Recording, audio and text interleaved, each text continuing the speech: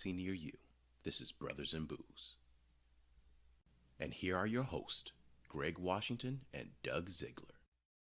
What's up, Doug? That's my reaction to our guest this week, and this is pretty much everything that's been going on. It's been a rough week, though. I'll be honest with you, Doug. Until really today, this afternoon, it kind of turned around, and I feel a lot better.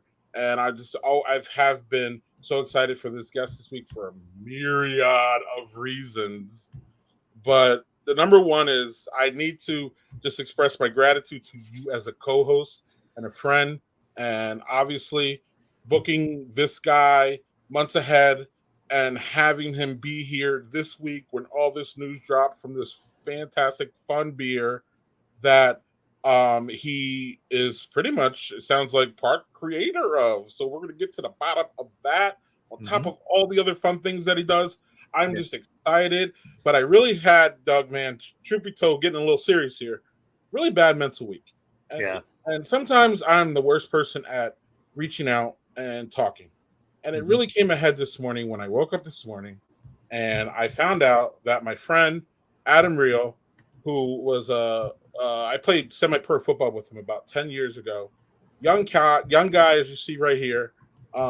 Tragically, we lost him in a car crash last night, and you can see he has 2 young kids and a beautiful wife. And I'm probably going to tear up here because he was just a really good guy. And when you play semi-pro, I don't know if you've been around semi-pro teams. There's a lot of fucking knuckleheads on semi-pro teams. A lot of knuckleheads. This guy was not a knucklehead. He was an amazing guy. He's surrounded by his family was amazing. It's just everything was just amazing, and it just really crushed me this morning. So I talked to my family about how I've been having a rough mental week, and I didn't really say anything because I didn't want to bring anybody down.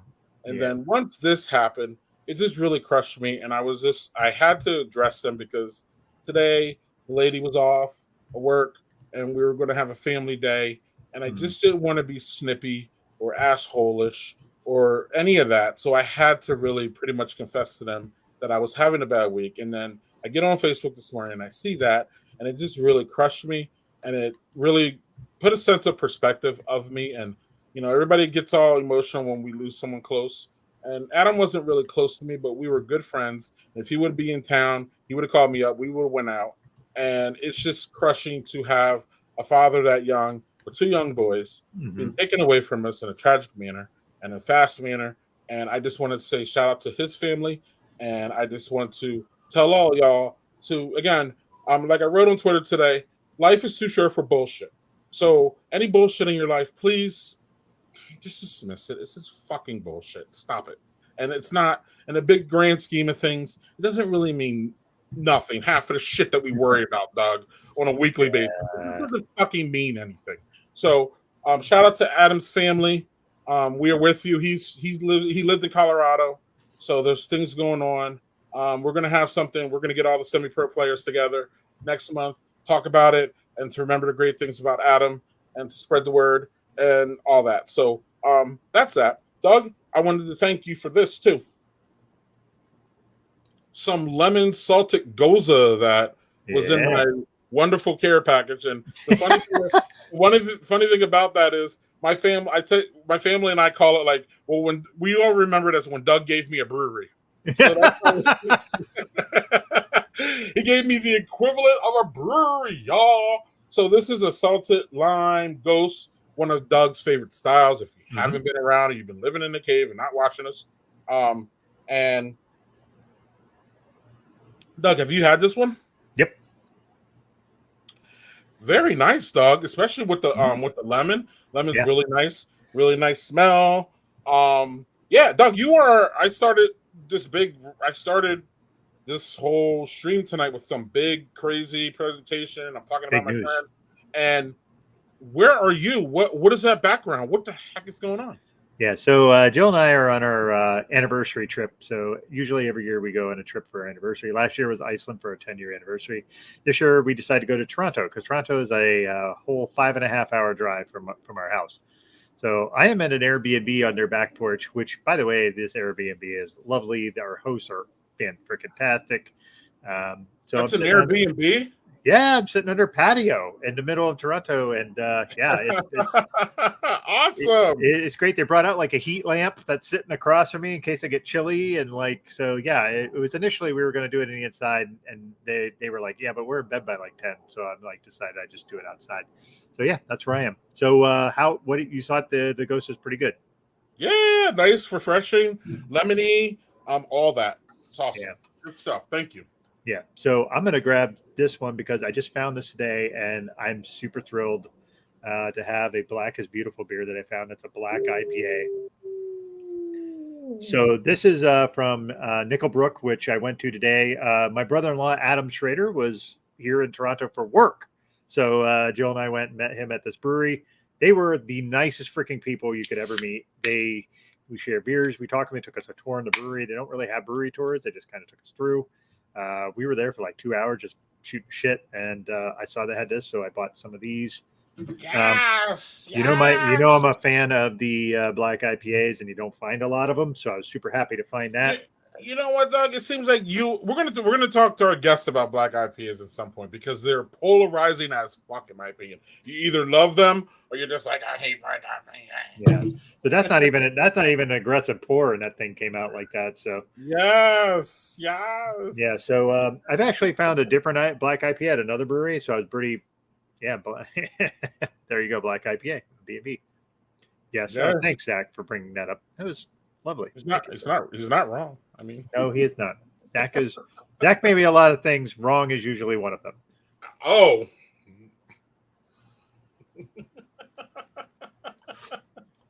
So yeah, this is what you get all the roasty notes. The hops is really mild and it comes in on the back end, but not much. So this it's a really tasty, a really drinkable one. It is only 4.5%. So it's a low ABV, drinkable, nice black IPA. So cheers to you. Cheers to Nickelbrook, because honestly, that was one of the cooler breweries I've been to in a long time. So cheers to those folks. Cheers to that. Cool. So Doug, one last bookkeeping note here that I want to rant about and get off my chest, because I was telling my boys today about how the whole family talked about it, about how when you have pent up stuff, you should get rid of it. But the problem is, Doug, how? So you can't do it towards the people that you love. And you can't, you can, but there needs to be a nuance. And I came upstairs this morning wanting just to scream at everybody, and I just did. And I knew that wasn't the right thing to do, and it didn't happen. But that's what I felt like I wanted to do. And just because you feel like you want to do something doesn't mean it's right. So I have a platform here, Doug, and we've made a platform here. And I've learned that part of this is where I should probably just rant about shit and get it off my chest. So here we go. Now, you know what really grinds my gears? Here you go. Platform. Yeah.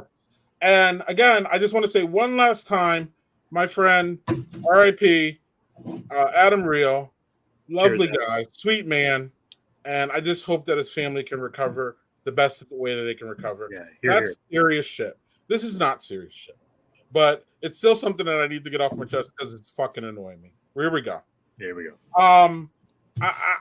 Y'all know my team is the Cleveland Browns, right? They are a horrible franchise. They don't win often, but it doesn't matter because I'm a fan and I want to root for them.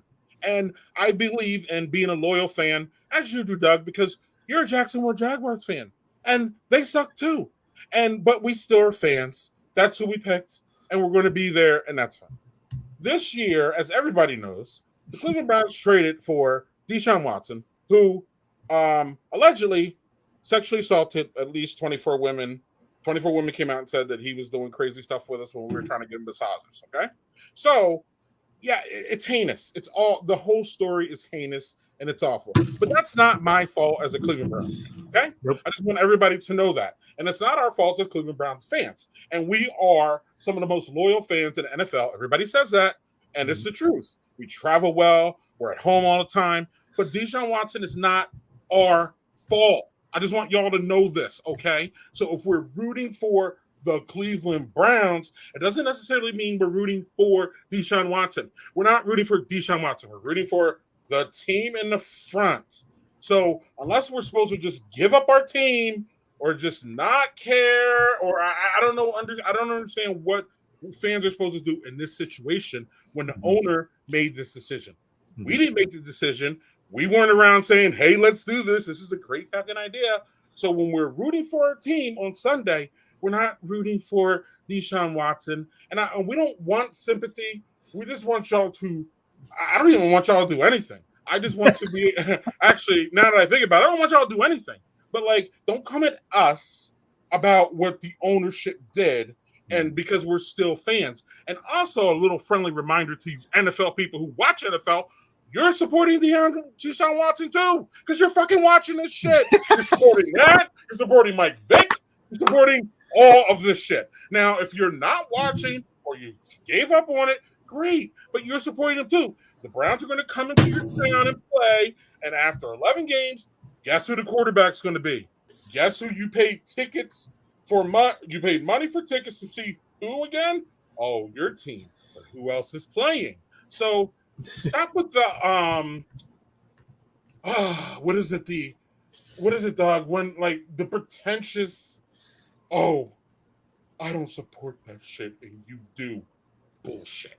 I'm tired of fucking hearing it. And I know it's a stupid football game and it doesn't mean anything in the grand scheme of things. I just got talking about my friend who died tragically in a car crash. I got it. I got the perspective. But at the same time, it's just fucking annoying how you're just prancing around acting like y'all just higher than everybody else. And it's just not true. And we don't need this burden of y'all acting like fools. I don't care what y'all do. But I'm just done having this conversation about, oh, you're some degenerate because you root for the Browns and they shut the fuck up. Okay. So I'm glad I got that out because I needed to get it out, Doug. And I wanted to make sure that our guest wasn't tied to any of this mess that I just said because he's a fabulous guest. And Doug, so let's just move on from that. Oh, I got 10 comments here. I didn't even leave Get us ready. The fuck alone. Yes, let's not leave us the fuck alone, but have a little perspective, y'all. And I'm not even talking to you, JSG. I'm just talking to internet, Twitter, and all these people who have so much to say, but ultimately they're supporting the NFL too. And all y'all are if y'all watching. So let's just stop with the whole, yeah, deep breaths, right. But let's just stop with the whole pretentious I'm above you type shit because you're not. Yeah. Sorry. I hate to give you that warning. Anyway, Doug, do you have anything to say in rebuttal before we get our fabulous guests on here and talk about all kinds of crazy shit? I'm so excited. I haven't been this excited. I don't know. I'm just beside myself over here. I will make one comment that as a Jacksonville Jaguars fan, I don't have a lot of comments because we hired Urban Meyer, and I told you when they hired him that was a fucking mistake. What You're a like, bad... and you went, maybe, and I'm like, no, it's going to be bad. It was bad. I was keeping an open mind. I was trying. So anyway, I feel your pain because we suck and we've sucked for a long time too. And Browns are going to continue to suck. I'm not, again, I'm in on this, man. We've been sucking for so many years that I'm just like used to sucking. When we don't suck, it's just going to be a fantastic thing. Is it going to happen this year? I don't know. Is it going to happen ever? I don't know. I just watch football and I think it's fun. And it's 3 hours of my day on Sunday that I can relax and just chill and have a good time. Yep. So, with that being said, speaking of chilling and having a good time, our guest tonight, not only did Doug, Victor Aragon, our friend, he's been telling us to have this guy on for a long time. Ever. And he griped to me. He griped to me today that, of course, he has two things that he has to be part of tonight, so he can't watch the show, so he'll have to watch it on repeat. So, I got the same DM. Yeah. But did he? Was Victor's voice the reason why you booked Doug today? We had him. Well, it was twofold. It was him and Daniel Fisher both pointed him out. Okay. And then I saw that Afro Beer Chick, our friend Afro Beer Chick, did a show about doing social media for beer stuff, and that was an opportunity for me because we're friends with her. And I said, hey, can you possibly introduce us to Doug? Because I'd love to have him on the show. Yeah. And she did. And Doug was more than gracious. She's like, absolutely. Let's do this. So this is Afro Beer Chick's doing. Yeah. So she was actually made the connection for us. Oh. So Art and Daniel pointed him out, and then Afro Beer. So this is like a threefold thing.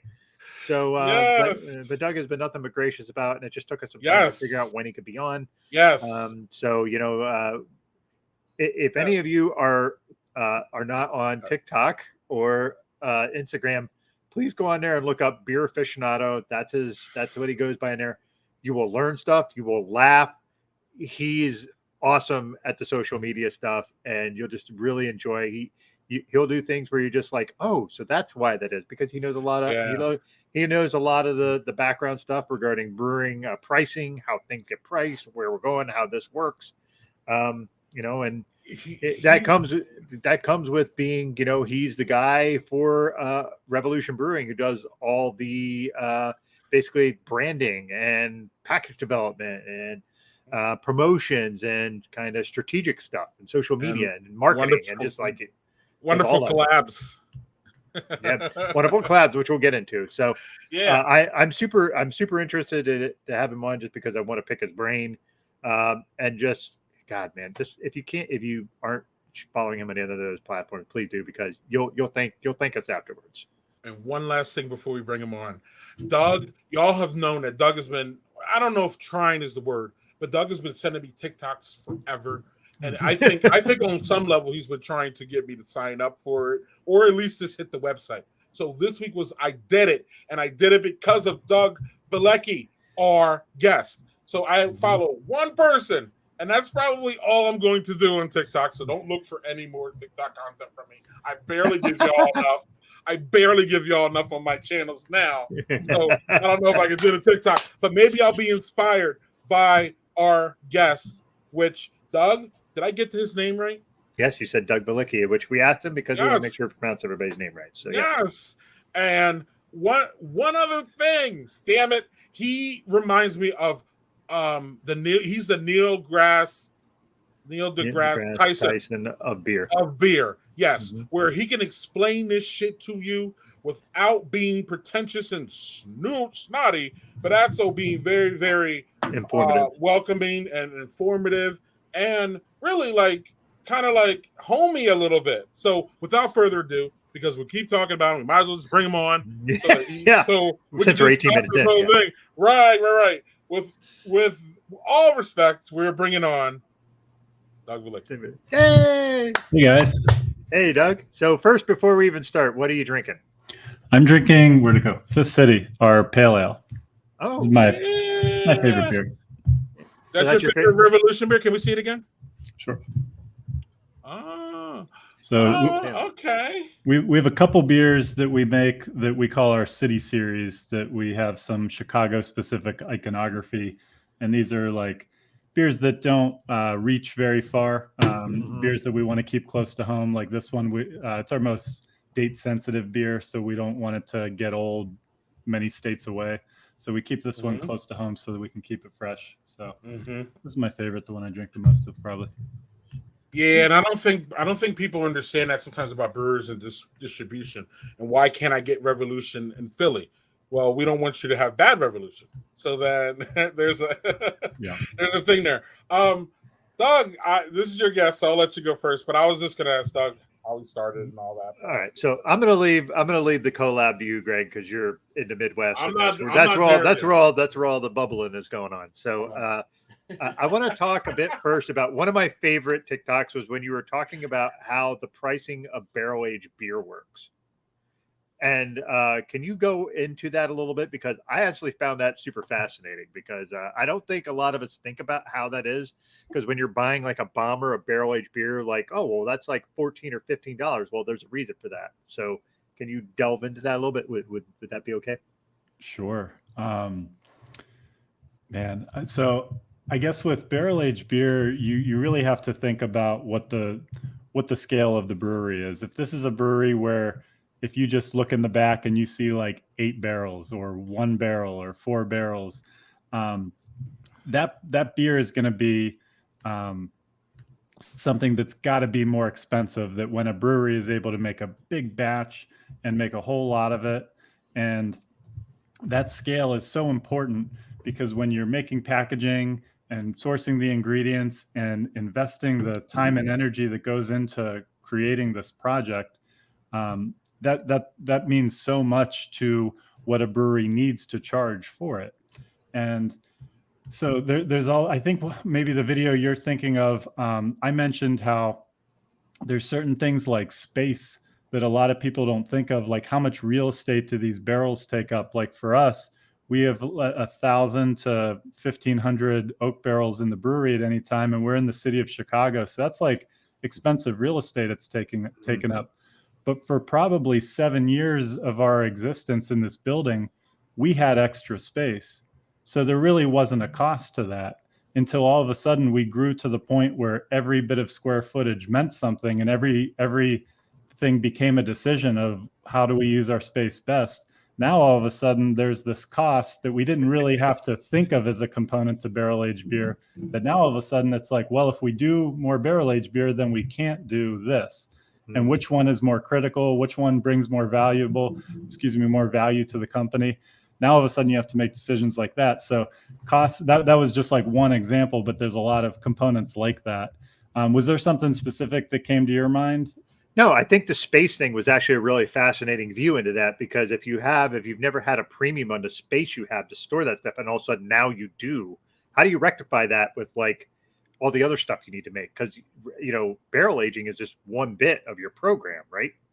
Right. So how do you manage all the other stuff you need to make? Because there are people that are barrel age fans, but there are people that aren't. So how do you manage that? That was like I said, when you're looking at sort of like how the sausage is made, is seeing that sort of bit laid out a bit more logically, whereas most of us don't think about that. So I just appreciated you giving us a little bit more detail. Yeah, I think a lot of people assume that we have this master plan that we just like move forward on. It's more like we decide what we want to do, and then we work backwards and say like, does this work? And then we just kind of do it.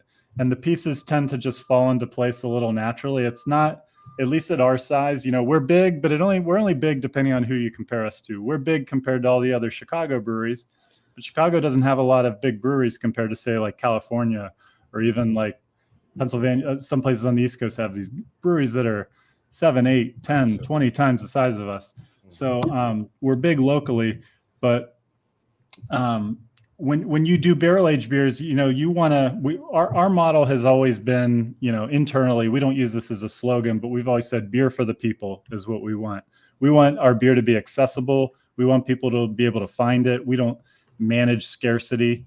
We don't want to make too much beer because that's problematic, and that really can take the sizzle off, say, a barrel program. Mm-hmm. But we want to get it places, and to get it places, you need a distributor and you need a retailer. So to do that, you're all of a sudden selling that beer for half the price, because all those other components of distribution need to make their fair share of the margin as well. So that's where I was getting into at the beginning on the size of the program. The more you size it up, the more you need help to sell it all. Mm-hmm. But your margins, the money you make on them, gets cut in half as well. And that's a very still good and healthy thing. You want people that, if we were only able to sell the beer out of our brewery, we would not sell very much of it. People have a lot of options these days. A lot of breweries local to their town, even people just in the suburbs of Chicago, have tons of awesome breweries around them. So we take it upon ourselves to be able to get it to as many places as possible where we think there's an audience that will find it. And to do that, we have to make it at a good scale so that we can make it efficient for us, so we can get our costs down, so that we can, again, sell it so that a distributor and a retailer can make money on it as well. Yeah. Amen to what Jeff just said there, because that's the thing is you'll hear people bitch about like pricing, and you're just like, you don't understand what all that goes into, like just the amount of like marketing and everything. So yeah. Barrels are not cheap. The ingredients for a barrel aged beer are not cheap. Like just the base beer for obviously this isn't a complete 1-to-1, but a general rule is a 10% alcohol beer is going to cost twice as much as a 5% beer. So a 15% alcohol beer is going to be about 3 times as much. That's just how it works. The primary cost is malt. Yes, if you're putting like 8 pounds per barrel of these crazy New Zealand hops, then yes, of course, the hop prices can get out of control. But in general, that's how it works. A barrel-aged beer, before it even gets in the barrel, is really, really expensive. And then the barrels themselves are too. Yeah. Hey, Greg, you have something? Sorry. Oh, I got a bunch. Get ready, Doug, because here it comes. Yes, Doug. So, Doug, tell us about this, where you started. How a lot of people, I know a lot of people who are in the brewing industry didn't start in the brewing industry. So, how did you get wrapped up with Revolution?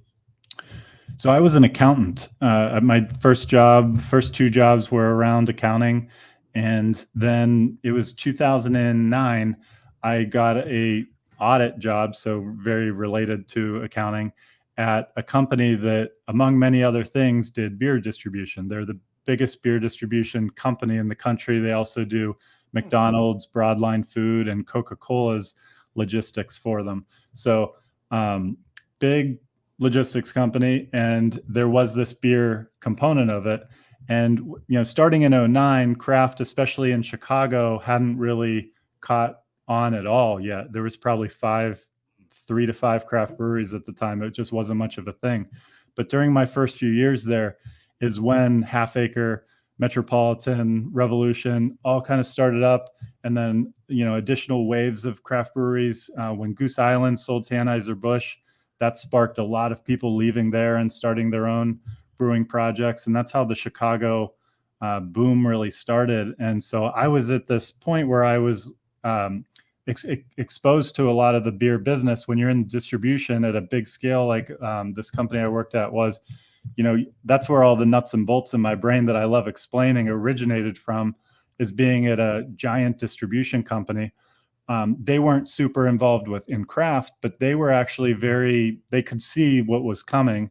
And they were the first to reach out to Half Acre locally, reach out to Revolution locally. And that's who those, us and them, that's who their distributors are, is this company I used to work for. So while I was there, I was always trying to get onto the beer side. As I got more and more interested in beer, I kept trying to find a job that I could move into. And there just wasn't a good fit for my background. Eventually some things would come up and I wouldn't get it. It wasn't maybe the right fit anyway. But I was just desperate to work hands-on in beer instead of being sitting next to it. Mm-hmm. And so I started making beer content, right when Instagram started, 2012, 2013. I just started posting really crappy content about beer because I didn't know a whole lot, but I knew I had a very good early inkling that the more I talked about this, the sharper I'd get about it and the better I'd get at it. So I just kept firing, even when nobody was listening, and just kept going and took better pictures, made it more interesting as I went, as I learned more. And just as I started making content, I just kept meeting cool people through it. I'd go to a beer release and someone would be like, hey, I think we found each other on Instagram. Oh, and then that leads to another conversation, another one. Then all of a sudden you do this for 2-3 years and everybody, and it's so much fun. And everywhere you go, you're running into people that you didn't know a few years ago who have the same hobby interest as you.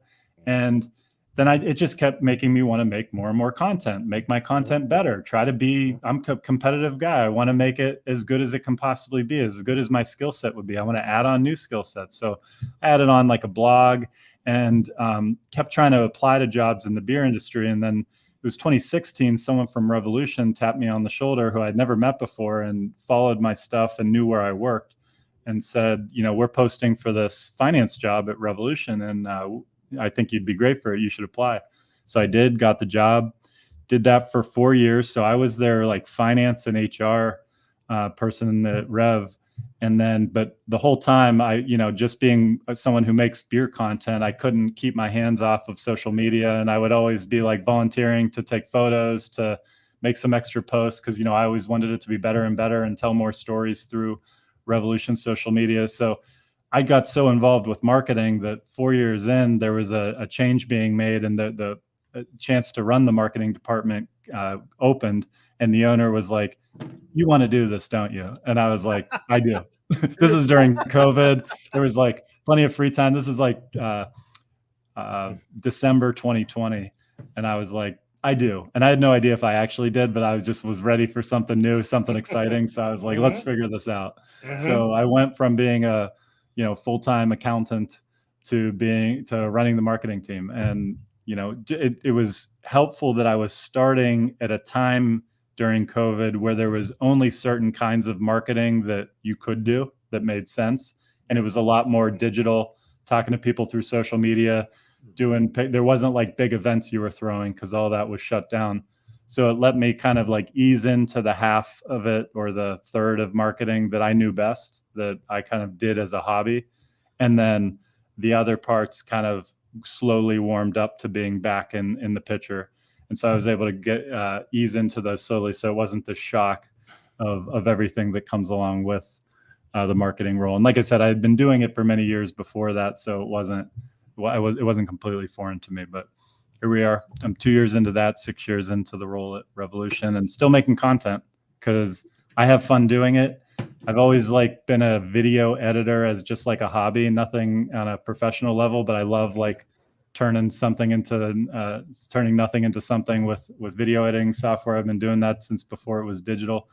And so creating content, social media, that stuff just always was something that doesn't feel like work to me. I enjoy talking about beer. I enjoy trying to make a video fun. And as long as it doesn't take me too much time, I'm always down to put stuff together that people find interesting. Doug, can I get follow up? Yeah, go ahead, man. You got it. So you are also an award-winning blogger, and that's impressive to me. And you are also very accessible. Look at it. Check his website, y'all. I gotta put it on the bottom. He has interviews everywhere. You are very accessible. Is that how do you manage that and do your rev thing? And the reason I say that is because do you have a problem with being, you got the shirt on now, so you always have to protect the brand, I guess, first. But how does that, work? How do you work your opinion into also making sure that the brand is protected and enriched by what you do? Because I could see a kind of a parallel there. Sure. Well, in terms of like why I am accessible is, I was a bright-eyed, bushy-tailed content creator with no real reason for anybody to talk to me in 2013 when I started doing it. And I remember I would reach out, and especially when I started my blog a few years later, I'd reach out to brewery owners. And I remember what it felt like to get ignored. And I remember what it felt like for someone to drop everything they're doing and want to have a conversation with me and help make what I was doing work, even though, less than 100 people might have followed me at the time or less than 10, who knows? They didn't care. It wasn't about that. I met some people. I'll shout out Drew from 18th Street Brewing, was someone who very early on was like, saw my Instagram account and was like, what you're doing is cool as hell. What do you need from us? And to this day, we're friends, and I will never forget that. And I remember the people who wouldn't give me the time of day. So when I'm so interested in other people doing the 2022 version of what I was trying to do in 2013, and eventually I had many dark days, frustrating days where I was like, what am I doing? Like, no, is anybody even looking at but it eventually works out because you stick with it. And when I see somebody working on some kind of beer project, I think of how I was back then, and I'm like, of course I'm going to, help their show or help their, if they need some advice on something they're doing. Maybe I can warn them that they might be going down a scary path, and maybe I've seen people try that and it's not worked out. Anytime I can give advice, I will. And I'm a straight shooter, and it's easy to be a straight shooter when the owner of our company, Josh, he's as forthcoming as you get. If you ever see an interview with him, there's no like PR talk, talking head guy going where he's just saying the quotes that, PR, we don't have PR, but the PR person would tell you to say. He's just, he lets you have it. He's an honest guy. So we don't have, when I go on a show like this, I don't even tell anybody because they don't mind. They trust me. They know, our strategy, if you call it a strategy, is just to be honest. And I think nothing bad really comes out of just being honest and being a straight shooter and telling people how it is. So that's my style. And I work around other people with the exact same style. And it's harder to find than I wish it was. Not everybody's that way. Yeah. Doug? Hey, so I'm going to go on a bit of a tangent on this. Afro Beer Chick was the person that I reached out to because she did a show with you, and I'm not sure if it was on Beer Crunchers or not, but it was where you're talking about being on social media and being in beer. And so I asked her, because she's been on the show a few times, she's fucking awesome. Mhm. And I said, can you reach out to Doug and see if he'd be willing to talk to us? And Afro Beer Chick has been part of Revolution doing beer cocktails. Was that something that you talked to her, or how did that come to fruition? Do you know? Like, I'm not trying to put you on the spot here, but like, I'm just fascinated that you had someone who is social media style and doing beer cocktails, which is not traditionally something breweries do. So what led to that, if you can? Oh, sure. So I had seen Shalonda making beer cocktails and making beer cocktails specifically with our sour beers that is called, they all have the word freedom in the name. So I had seen her posting on social media about those, and we were coming out with a new one for this year called Freedom Lemonade. So a sour that was themed after lemonade. And I said to our team that does the social media, I said, Shalonda is, we had a feeling that beer could be appealing, because we're always trying to figure out, we need to make new fans. We can't just be talking to the same people over and over again. People burn out. We got to figure out how to reach new audiences. And we could feel these sours were, attractive to a wine fan and attractive to a cocktail fan for slightly different reasons, but they were like a easy drinking, lower alcohol way to have a beer for people who don't like the taste of hops and maybe don't even like lagers either. So we saw Shalonda making cocktails, and we were like, that's maybe a way we can help position this beer, or just like plant the idea of people like this could be a great mixer as well. And it really is. So we reached out to Shalonda and said, we're trying to do more video. Our social media had been a lot of still photographs in the past. We'd love to have you on. And so we offered to pay her like a generous price for helping us make videos. And Shalonda, being Shalonda, was like, you don't have to pay me. How about you just make a donation to this organization that I'm a big fan of? And so we were blown away that she did that. So we said, okay, well, then we're going to match that as well. So basically double it. And so what we were trying to pay Shalonda, and she, of course, wouldn't accept the money. So we turned it into this big donation. So we have her do a monthly video for us that's a new beer cocktail, because we always have new Freedom Sours coming out. So each one she themes. And then we actually put it on the menu at our brew pub too, where our bartenders make the Afro Beer Chick cocktail special of the month, and then we donate a portion of the proceeds from that cocktail as well, in addition to the money we would have paid Shalonda if she would accept it. Yeah, she's a shit. I love her. Great. Man, it's always something with that lady. Yeah, it's always something, Doug. Yeah, when we had her on, Doug, we had her, and she was like doing stuff on the show, like, I'm going to mix this bourbon with some ice cream. And she was like doing this on the fly on the show. And she just making food concoctions with booze and beer on the middle of the show. Can I tell you my favorite Shalonda story? Yeah, please do. Please. About a month before the pandemic started, I decided I wanted to have like a YouTube show, and I wanted to call it Time Crunch. My blog is called beercrunchers.com. So there was a tie in there, but the idea and the reason to call it Time Crunch is like most podcasts can be an hour to 2 hours. I was like, I want to make a quick one where I talk with one person about one topical question that they're an expert on, but we keep it under 20 minutes. And so Shalonda ended up being my second. I only made it about 14 episodes. Actually, probably I beat the over under. But she was my second guest, and before it even started, I was just recording some like loose Q&A that was going to be some like promo content for it. And I said, "So, are you on TikTok? Have you been on TikTok?" And this is early. This is like, what would that have been? February 2020. So TikTok was a thing, but not nearly as popular as it is now. Yeah. And she did this big rant about how I ain't getting on TikTok. That's my daughter. I'm not doing that. And so I have this clip and now she's of course on there dancing, doing everything. So I always play that clip. I send her that clip all the time of her saying the TikTok's not for her, because now she's like all in on it. Yeah. And so I need to make like a mashup of her. I need to get a clip of her saying I'm never getting on TikTok to like blend into a clip of her dancing on TikTok. Oh, and then we got to combine that with a I don't like porters. They're brown water.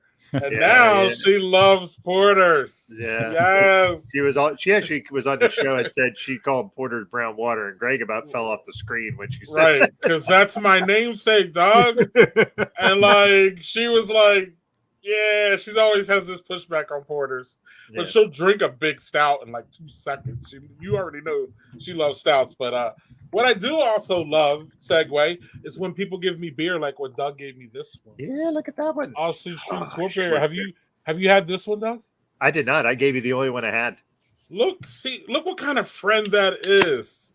Look at that. I'm gonna pour this real quick, and then I got on Doug. Unless you have a follow up, I have a follow up for Doug here. But look at that. Look at that wonderful brown head there. One of my favorite Doug videos, Doug Veliky, of course, is I don't make videos. How you talk about actually you weren't talking, you were just observing. I love how Doug, you just come up sometimes, you just observe and you're just sitting there like, and then you see in the other and half of it, someone's explaining something. You're just like, you're like, or sometimes you just give that look like I give.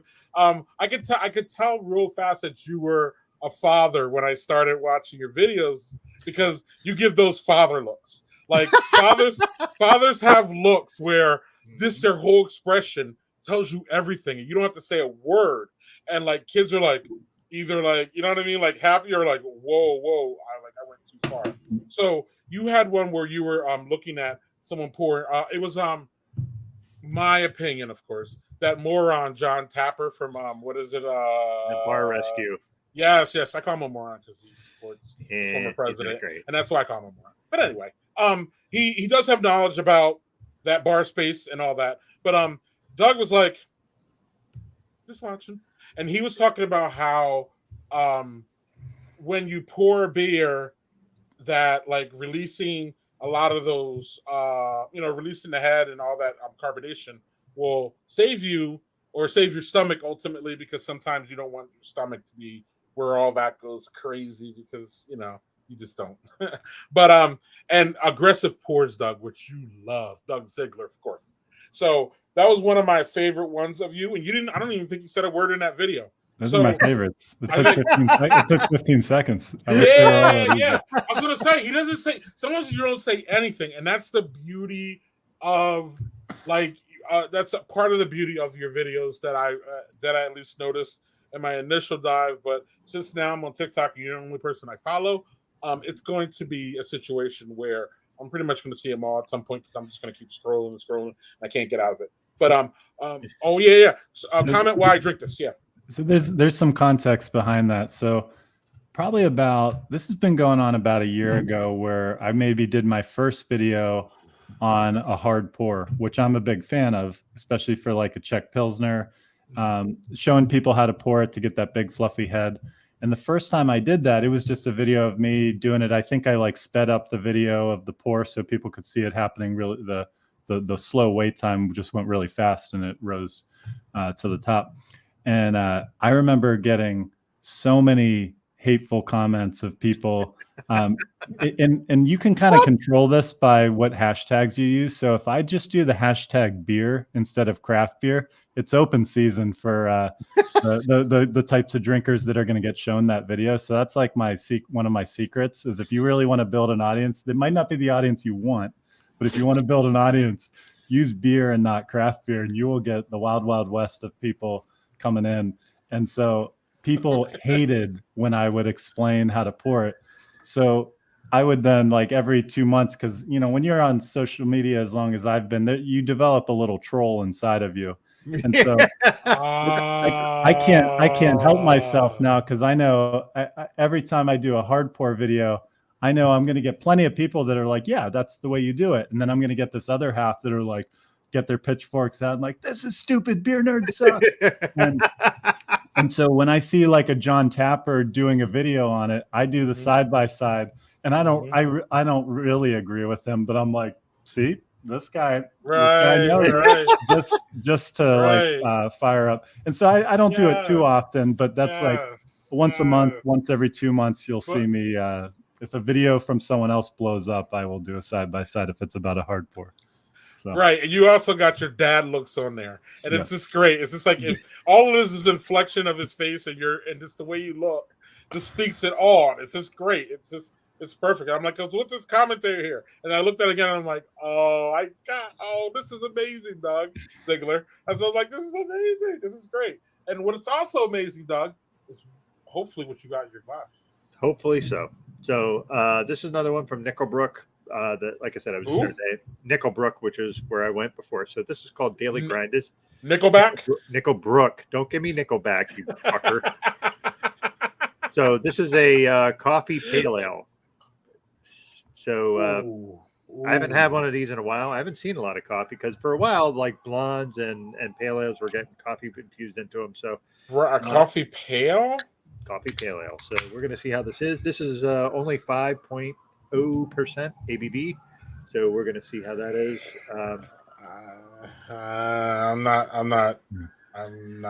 I'm dubious. I'm dubious. Let's just say that. Yeah, my reaction to most coffee IPAs I've had is I could drink this. I just don't really want to. It's not like repulsively bad. It's just like these don't really go together. It's finishable, but I wouldn't choose to drink this. If someone gave me one, I could muscle through it and it wouldn't be the end of the world. But not the greatest combo. Coffee pale ale, Jonathan, not IPA, I don't think. Yeah, just a pale ale, not an IPA. Okay. So it actually doesn't. So the coffee is very prominent on the nose and on the palate. Not really hoppy. So decent, crushable, but not like like Doug said, just kind of I could. It's okay. By the way, you didn't give us what you thought of the Schwarzbier. I didn't hear anything about that. It's fantastic. It's roasty. It's light and not really smoky, but just more roasty. I would consider it, man. This is if the mouthfeel was a little bit darker or a little bit deeper, it could be a porter. But it drinks like a porter, Doug. And you know how I roll with those. So, but it has that lager thing that a porter doesn't have. I don't know. And I say thing, I should know better than that. Yeah, Mr. Aspiring Cicerone over there. Yeah, that's why I'm still aspiring, Doug. Fair point. Right. So, Doug, you have a follow-up or should I go? Go ahead. Sorry. Go ahead. So, did you embrace TikTok when it first came out? Where were you? Like when TikTok first started booming and it was this Japanese thing and there was this whole TikTok people, or that TikTok has a back end and China is getting all your information and is going to steal it all and then find your identity and do something to you. That's where TikTok started for me. Were you an early embracer of it, or did you just realize that, hey man, this translates to what I'm doing? And then So how did the TikTok evolution start for you? Yeah, probably it was like summer 2019, which was pretty early for a 40-year-old to to at least acknowledge TikTok. And that's when I made an account and started figuring out like what is going on here. As someone who had poured so much into Instagram, when I heard some smart people say that I think this is going to be the next big thing, I'm not much of a naysayer. I'm pretty open-minded. I'm like, okay, I better at least, I have no idea what I'm doing. I'm not trying to make anything. I just want to see how this works. And then got the hang of it, got a feel for just like, there was so much comedy going on. People, the people that didn't want to like anything new would be like, isn't that just little kids dancing? And it really was a early home for comedians doing skits. And then, I said summer 2019. that was very quickly into COVID when it immediately blew up, when people had time to, nobody was afraid of one more app on their phone starting in March 2020. So there was a mass adoption happening then, and then a lot of people with a lot of time to make a whole lot of content. And this platform was in a mode where they were like, we want people to find accounts to follow. They had a algorithm that seemed smarter than anything else of figuring out what you like, figuring out what videos you stick with till the end and want to watch, and recommending the right stuff for you. And that was good for people making content on it, because they were seeing their following grow so much faster, where like getting a new Instagram follower is like a big achievement. It's like really hard. On TikTok, if you're doing something creative, something different, and just slightly know what you're doing, you can build a following so much faster there, because of the point in the lifespan that platform is still in, and especially was in 2 years ago. So I was really just an onlooker, seeing the potential. Even at the beginning of COVID, I wasn't really making much on there. I might have like every 2 weeks or so, tried a video, and they weren't that good. But I was just like, and that's the best way to start, is make crappy content and then make it slightly better the next time. And you can't just expect to hit home runs right off the bat. So I was not doing it often. I think I'd post once every 2 weeks, and was slowly building, build a following up to maybe like 500 or so, but wasn't really all in on it. And then it was probably this past winter, like right around the new year, when I was like, all right, I think I have a plan. I think I have figured out the things that I like to talk about. And I know the app now well enough that I can post a lot and this not eat up my day either. So I figured out a way to be able to post a lot. I'm good at jotting down ideas and not trying to execute that idea at the time, but waiting for an opportune time to do it. Again, just to be conscious of my own time, so this isn't like taking over my week. And so once I started doing that and trying to post 2 or 3 things a day, even if one was just like me looking at John Tapper and pointing at him, some of them are just a softball like that. But trying to post often, be a reliable source of information or entertainment, the following just like exploded. And when it explodes, it's motivating. It makes you want to do more. You're like, this is awesome. People like this. How can I make it better? And then you just keep challenging yourself if you have that kind of mindset. And so that's how I've gotten to this point, is really watching for a good year and a half, making some content, but not really. And then just this in 2022, just going full force. Yeah. So one of the things that, I obviously enjoy the informative ones, but I really like the ones where you have the combating views, and the one guy always has his hat like turned sideways. And was that just you're like, this is the kind of the way I think this dude looks that asks these questions? Is that how you came up with that sort of sideways character, or no? So his name is Chad. Let's of course it is. And of course it is. It's Chad. His nickname is Flipper Chad. Flipper Chad. He's more interested in the quick flip than he is in the untapped check-in than he is enjoying a full pint. But he's the character is meant to be my dopey neighbor, kind of inspired by like 90s TV shows like Kimmy Gibbler and Cody from Step by Step. If you know these people, he's kind of like a blend. He's kind of a blend of Urkel, Kimmy Gibbler, Cody, and all these people that I grew up watching in the 90s. That was just this minor character in a show. And they were just so exaggeratedly dumb. And so he's also inspired by how I was when I was just into beer trading, obsessed with beer as a hobby. I'm obsessed with beer now, but as like someone who works in it every day. But I've really let go of a lot of the like hobbyist side of it. Yeah. But I have so many friends. So he's a mix of like all these idiots that I'm friends with in craft beer. I say idiots belovingly, buddies of mine, and all the stupid things I've seen them do over years, and trying to make a buck flipping a stout that they waited in line, not thinking at all about the 4 hours they spent getting it, but being so proud of themselves for making $50. and just like anything I can do to, so it's just like this big combination of how I used to be, how a lot of these guys I used to hang out and go to beer releases with were guys I'd see in Facebook groups, and then the 90s sitcom character. He's this big kind of glob of all of those put together. So he's my dopey made up neighbor who's he's into beer for all the wrong reasons.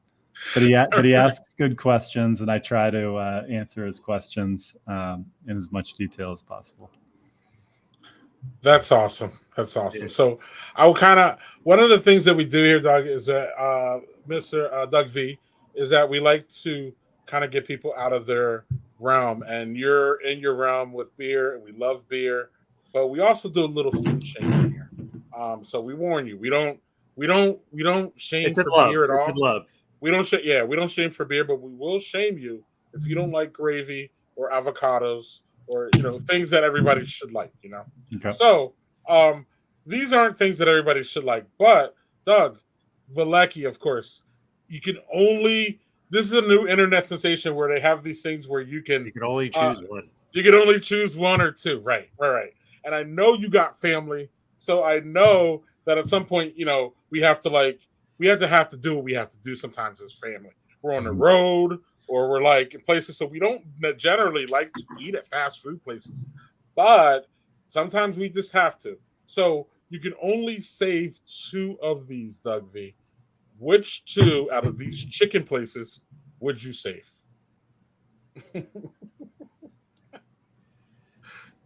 I would save Chick-fil-A and Popeyes. Oh, look at that, Doug Z. What do you got? Popeyes for sure. Popeyes for sure. I've not had Wingstop or Church's Chicken or Cane's. Church's Chicken is awesome. I'm gonna go Bojangles. Oh, Bojangles! Do you have one near you, Doug? I know. No, I've had them when I've traveled through the South, and Bojangles is fine. KFC blows, but that's just my opinion on that. Hey, you're allowed to have it. I'm gonna do Popeyes and Church's. Church's is really good, man. I think it's really good. But yeah, I haven't. DeLauren hasn't had half of those. Wingstop is pretty good. We actually have those. Daniel Fisher agrees with you. Here we got Chick-fil-A and Cane's. Okay. Doug Veliky, do you have another beer, or are you just gonna sit what you got? What you started with? I have not. I'd have to go to get one. I have a little bit left of this one. So and listen, you don't have to get another if you don't want to. This is just roll with this way. So you drink whatever you like, and if you have to get another one, you want to, please just there's a stop camp at the bottom. Yeah, we can, and we'll wrap. We can accommodate that one. Yeah, the chicken thing really gets me good because I don't know, Doug, especially on the road. I mean, these aren't things that you and I should be having at all. No. But on the road, and we were recently on the road together, sometimes you got to do what you got to do.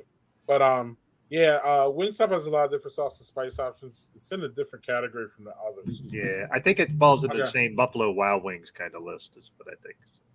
Yeah, B-Dubs is one of the, I don't know if Doug Veliky knows this, or you, Doug Ziegler. B-Dubs is one of the biggest craft beer movers in America. I was told before the pandemic. I'm sure obviously things are a little jumbled up now, but they are a big craft beer supporter or mover. How about that? Doug, do you is that something that you have a comment on? Because that's not something I've ever heard. Oh yeah, they're massive. They have a huge craft beer list, and the way they make decisions, you don't have to have a meeting to try to win them over on your beer for each specific location. You have one big meeting for like a region. So if that's successful and they enjoy the beer, we had that lemonade sour, we pitched it to them. And then if they say yes, all of a sudden your lemonade, or whatever beer it is in tons of locations that could cover multiple states. So it's a big deal to be in B-Dubs. It's hard to get, but when you earn it and it happens, it's a big piece of business for you for sure. Nice. Yeah, that was not something I'd ever heard before. Yeah. It's a thing for sure. Doug V. Um, I just blanked. Shit, Oh, you blinked. Way to go, Greg. Come on now. I blanked. So, man. I know I'm not okay. So we might as well just get there. I've been holding off. I held off for an hour or 40 minutes. I'm doing Yeah, pretty good. I'm proud of you, Greg. I'm proud of you. I am. What has set the craft Midwest aura and society I guess this week was the release and the announcement of, let me put it up here before I get here, of this beer that I believe Doug had a very, very influential part in, and we're going to ask him about that. But I've got it right here. No, you don't. You no, you don't. Oh, No, you No. don't. There we go. No, you don't. No, you don't. yes, he does. Apparently, Greg, you can't keep saying no. You don't. It's right there in our camera. Jesus, I can't say it. Damn it! I can say it with a big face too, Doug.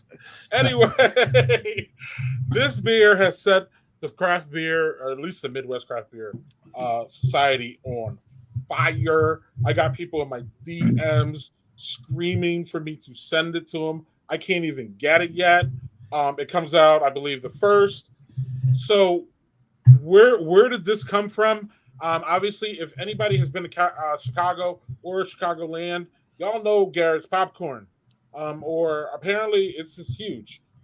Please start with how it came about, how much influence did you have, and you got to be excited about this one, Brian, because I'm excited, and it's just really, really fun when you get to see a collaboration get so much buzz before it even like drops. I mean, people are ready for this one almost as much as the Black Friday releases or individual releases that we're used to. Black Friday releases, we're used to Cafe Def. We're used to, waiting for that or having that. Where did it start, and then how do you create so much buzz? It's amazing. The whole thing is amazing. I haven't even had the beer, and the anticipation for it is just off the roof, man. I don't know if you're feeling it, but I'm feeling it in Madison, Wisconsin. That's where I'm from. Doug is in Toronto, but he's from New York. So I'm pretty sure Doug's not feeling, or maybe Doug hasn't felt the same buzz that I did. But I see it online. As a quote, an influencer, people are all over the place on this one, Doug. So I don't know where to start, but sure, I'll just let you. So it really, the beginning is that Garrett Popcorn is our next door neighbor. So not their main location, but they share a building with us and have since 2013. For them, it's just like where they store all their tins and everything they use that's seasonal. So it's, when I say it's that we're their neighbors, I don't mean it's to the extent that we're in this building, but we've gotten to know their people by having a shared landlord and having to borrow each other's space. And so we've had we've subleased from them and had to do each other favors over the years. And so there was just a long time, just friendly relationship of being next door neighbors with someone that would lead to us giving them beer. They're having their company get together. Need some beer for your party? Sure, here you go, on the house. And them doing the same thing with popcorn. You want some of our popcorn for your break room, for employees to snack on during the day? Absolutely. So there's always just been like trading. And then without any planning, without any like real back and forth, sometimes we'd just work their popcorn into our social media as just this like iconic Chicago company that we respect.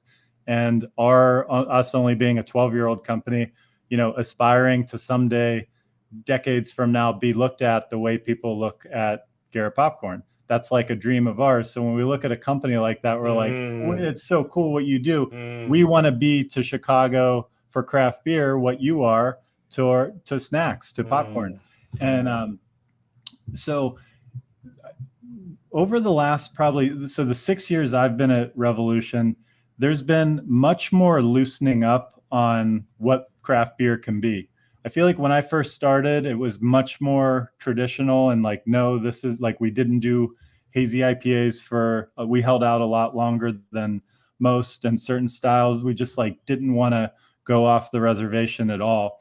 And then that really changed over like the end of the last decade. Our brewers really became interested in some of the new explorations of not getting too crazy. We always try to keep ourselves in check, and we always want beers to be balanced and drinkable and not something that's like too extreme. Even our very strong barrel aged beers, we have a specific approach that we try to go with. And so since I started, I had like always, whenever there was the right chance, I would float out, what if we did a popcorn beer? And it would always be in a setting where it could be, you know, not an official meeting, just like around our brewmaster, just to get his reaction. And over the years, I would continue to do it. And then much more recently, I got a lot more like, yeah, we probably could use popcorn in some way and find a way to make, and then as I felt the buy-in on the, because I don't like to do, I don't push anything that our brewers and the rest of the company wouldn't be excited to do. And I also wouldn't want to ever do a collaboration that's just like slapping another company's logo on it that really has no cool tie-in. So we engaged with them about 2 years ago, right when COVID, I keep saying when COVID started, but so much happened then. So when COVID started, we wanted to run a sweepstakes for our fans, and we did a giveaway where we made this like stay-at-home package, and it was like a Chicago-themed stay-at-home package. And we were like, oh, we want to include like a tin of Garrett popcorn with that. So we reached out to them to figure out how this would work, just like how would we procure, 30 of these or 50 of these tins. And that's where the conversation first came up. But they were not really in retailers at the time. They had their own shops that did not sell alcohol, and they weren't in our grocery stores or anything like that. But they were just beginning the process. They knew with what was coming for the next few years that was going to be a necessity for their business. So they were like really intrigued by the idea of doing a beer collaboration, but they were like, we have this big matzo ball we're trying to figure out, because if we ever made a beer together, we would love to see the popcorn sitting right next to the beer, not just a beer with our logo on it. They'd want to see the two paired together. So I reached out to them at the beginning of this year, they reached out to me following up on that conversation saying, hey, is this something you'd still be interested in? And we were like, absolutely. We didn't have it in our plans for 2022, but this was something that we would make room for, figure out a way to do it. Yeah. And as we started talking about it, what tie into their popcorn made the most sense, it quickly came to their caramel crisp, which they have something called the Chicago mix. That's their cheddar popcorn mixed with the caramel crisp popcorn. That's just like the Chicago classic, probably their most popular item, I believe. And you can buy just the caramel or the cheese or the two mixed together. So, obviously, we weren't going to do cheese in a beer. So the caramel was the way to go. And so we started doing 1-barrel test batches back in like February, March. And first we were trying to find out, hey, could we get, the first question was, can we get the caramel that you use? And they explained they couldn't give that to us. That isn't something that really exists until the moment it's going on to the popcorn. It's literally made right then and there and then just goes on. It's not something that's like, there's not, bags or anything, containers of their caramel in a warehouse somewhere that we could just like get sent to the brewery. So we knew that wasn't an option. So we learned about what the ingredients were that made up the caramel. And we tried ways to make like a brown ale where we then sweetened it with all of the ingredients that were made with their caramel that at least made sense to go in a beer. I think there was like butter we left out. You don't want that in a beer, but everything else. Yeah. And when we tasted those, they just tasted way too synthetic and they were not good. And so we would have them over and we'd be like, we have something for you to taste. We hate it, but we want you to be part of this process. We want to make sure you hate it too and understand why we don't like it and figure out what we could try next. And then our brewmaster said, I think we could use the caramel popcorn in the mash of the beer. And I think we can use brown sugar. That's primary ingredient of the caramel in the brew house as well. And I think we can brew it to a higher gravity. We were originally thinking this would be like a 5.5% beer. He was like, let's bring it up to 7. give it more body, give it more sweetness as part of just like the natural technicals of the beer. But let's put a shit ton of this caramel popcorn in the beer and brown sugar. And we did one test batch of that, and it was incredible. And everybody's like, I have no changes to make. I don't have one slight tweak. It was just like perfect. So we were like, that's it. That's the recipe. We've got it. That was probably like May that we felt we had the beer down.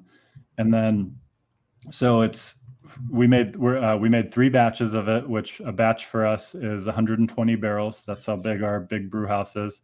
So we made 320 barrel batches. 450 pounds of caramel popcorn goes in the mash. Wow. But again, a lot of it, the sweetness gets fermented away. It's still got sweetness to it, but not in that desserty way. It's like it's like a slightly amped up brown ale, but with this caramel touch of sweetness that's just enough that you could have 2 of these. That's the thing. We knew we were going to put them in 16-ounce cans. That's just the format that makes sense for us for a small specialty beer.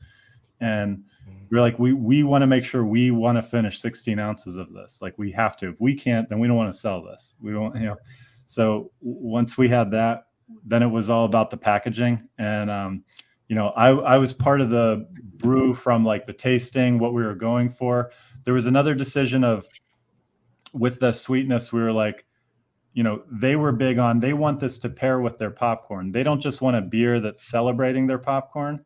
They really wanted a beer that paired well with it. So we wanted to leave some room for more sweetness for someone who picks up the popcorn that's going to be placed in as many stores as we can right next to the beer. We want to leave some sweetness, some sweetness to be desired on the beer so that they can eat the popcorn with it. And it couldn't have gone more according to plan, at least taste-wise, for our palates. So we're really proud of it. And then on the packaging, that was a fun thing that I got to work on, because, you're trying to mishmash 2 brands into one.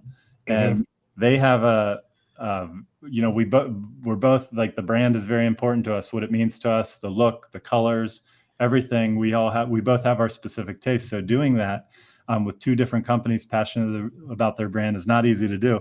But we found a way to make it work. So I'll put up the box again. Sorry, I get thrown off by the camera. Here we go. So all of our beers look just like this. They have our logo in the same spot. They have this text box down here with the description, Chicago stars. They all have the can just like this with our logo here. The tasting note call outs in these black boxes.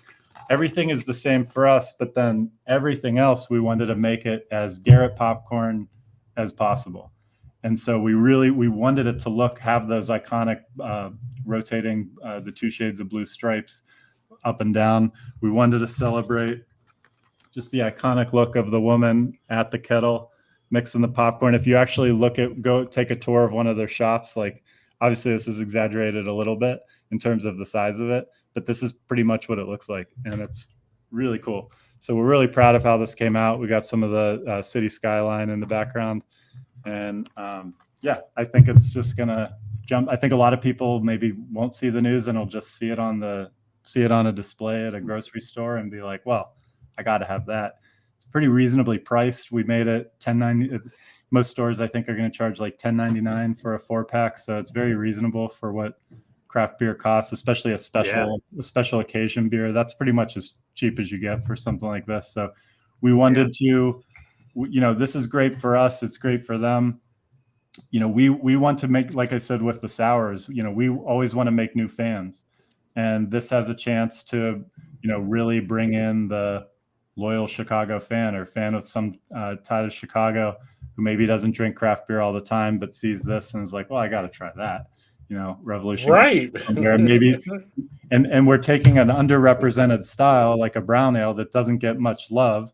And it's hard to make a brown ale sexy. And I think we figured out to kind of do, that. And so this has a chance to accomplish so many objectives. Our objective, I won't say that turn people on to brown ales was a top 3 goal of ours with this. But I do sometimes think about like the extra ones that come into play. Yeah, And I and think brown that could ales, be you're one. right. Your brown ales are a very underrepresented style because Right. and They're the thing is that, boring. and I think Say the it. They're thing is, boring. well, brown ales are pretty like here's your brown ale, and it's pretty standard. Like there's not a lot of deviation. Sometimes you see people play with brown ales, but that's few and far between. Usually, people play in the stouts or the IPA kind of realm where they can kind of, if something goes kind of wrong, they can kind of correct it. Whereas brown ales, I think, are a little more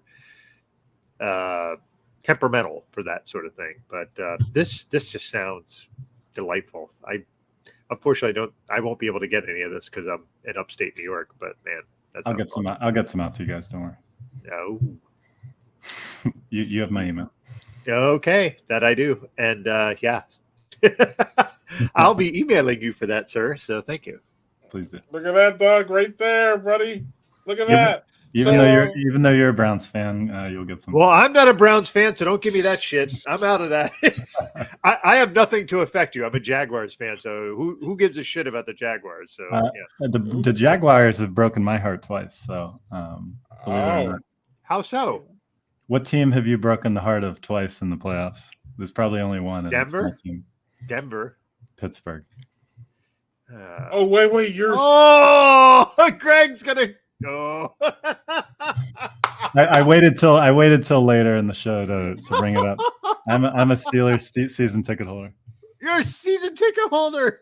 Man, Hey, now that's some loyalty. So that's fucking great. And Greg and I want to bitch about it. I want to bitch, but I want to bitch. I so do. Oh my God, I want to bitch. And Greg and I were in Pittsburgh for Barrel and Flow Festival, and that is a lovely city. Mm-hmm. He just really, as a Browns fan, he doesn't like any of the sports teams. Yeah. Right. Other than that, it's a great city. I don't defend them. I'm a fan. I grew up there, so. I respect the Steelers fan. It's cool. It's cool. Y'all be kicking our ass for how many years, so it's fine.